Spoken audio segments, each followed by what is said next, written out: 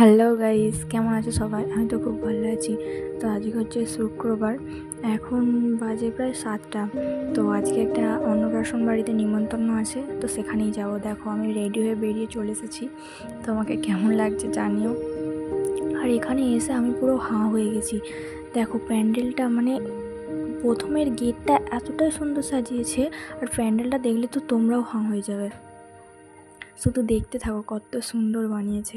মানে আমি এই প্রথমবার দেখলাম যে অন্নপ্রাশন বাড়িতে এত সুন্দর ডেকোরেশন করেছে। তো সবটাই আমি তোমাদেরকে দেখাবো, চলো।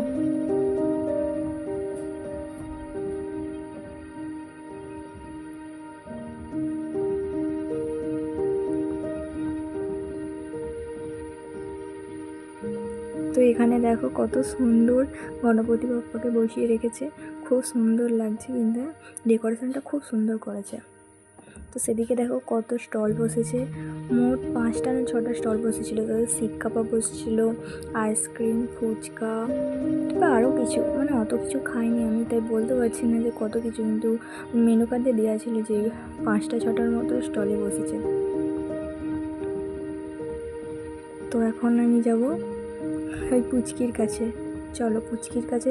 প্যান্ডেলটা দেখলে তোমরা জাস্ট দাঁড়িয়ে হাঁ হয়ে যাবে। দেখো কত সুন্দর সাজিয়েছে। যে ওদিকে ওর মায়ের কোলে আছে সে পুচকি, যার অন্নপ্রাশনে আমি এসেছি।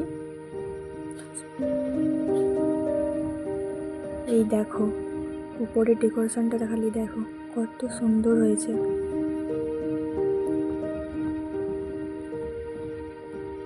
আর গণপতি বাপ্পাকে এতটাই সুন্দর লাগছে যে দাঁড়িয়ে দেখার মতো।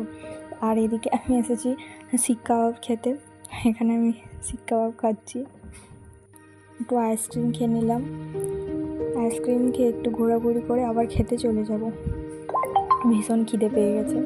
তো এখানে দেখো প্যান্ডেলটা জাস্ট ওয়াও, অসাধারণ, খুবই সুন্দর করেছে।